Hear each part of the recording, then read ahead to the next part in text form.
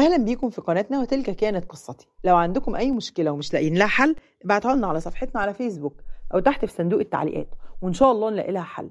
وما تنسوش تعملوا لايك وسبسكرايب علشان قناتنا تكبر بيكم. ومعانا مشكلتنا النهاردة.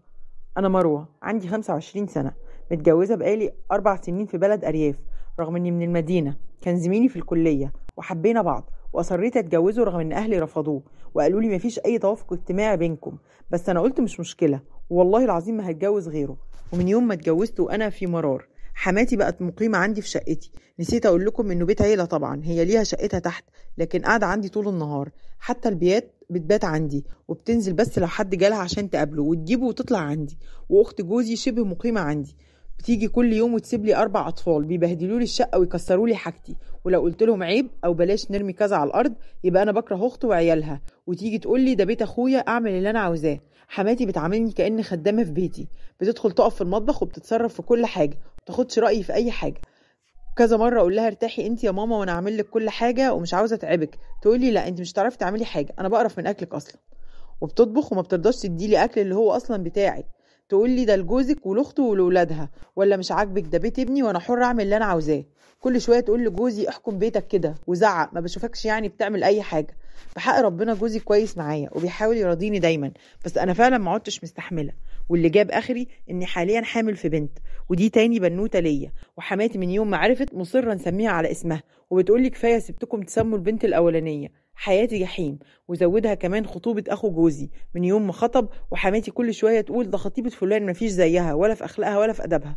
والله قلت عادي ومش مشكلة، ربنا يهنيهم ويسعدهم. لكن اكتشفت بقى إن خطيبة أخو جوزي دي بتحب المشاكل قد عينيها، وبتنقل كلام ما حصلش أصلا، وبتقول لحماتي عليا كلام وأنا لا اتصلت بيها ولا قابلتها علشان أقول لها الكلام ده. أنا منهارة فعلا، وجوزي بيقول لي اصبري وبكرة ماما تتلبخ معاها. أعمل إيه؟ أنا حاسة إني في معركة ملهاش نهاية. لصاحبة المشكلة، غلطتك من الأول إنك أصريتي تتجوزي اللي أهلك رفضوه، لكن ده مش وقت عتاب أو لوم على الماضي.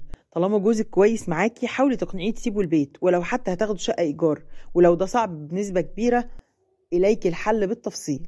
أول حاجة تلتزمي أوضتك طول النهار وتتجنبيهم تماما، اعتبريهم مش في شقتك، اعتبري شقتك هي أوضتك بس. ركزي مع بنتك في تعليمها وفي تربيتها، وإن شاء الله لما تقومي بالسلامة ضروري جدا تشتغلي، ما ينفعش تفضلي قاعدة كده طول النهار. بالنسبة لسلفتك المستقبلية ملكيش أي علاقة بيها، وخليكي دايما ساكتة، ولو حد عمل أي موقف يستفزك ابتسمي، اوعي تبيني إنك استفزيتي من الموقف ده أو زعلتي، وردي بهدوء شديد. يعني لو حماتك قالت لك طبيخك وحش وبقرف منه هتقولي لها سبحان الله، رغم إن جوزي بيقول لي إني ما بحبش كذا غير من إيدك، وعمري ما اكلتها قبل الجواز ولا عجبتني كده. ردت تاني وقالت لك لا ما حصلش او ازاي، هتردي وتقولي يمكن وتبتسمي وبس. انما ارجوكي اوعي تتخانقي معاها، لان الخناق ده هينعكس على جوزك وعلاقتك بيه وكمان نفسيه بناتك. وبالنسبه لاخت جوزك وولادها اللي بيبهدلوا الدنيا، اوعي ترتبي وراهم، سيبي الشقه مقلوبه اسبوع ولا 2، ولما ترتبيها هتشيلي كل حاجه، الفازات المخدات كل حاجه ممكن تتحرك من مكانها.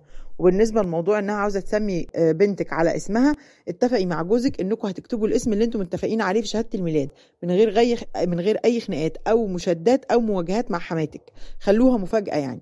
وفي الاخر بتمنى لك حياه سعيده.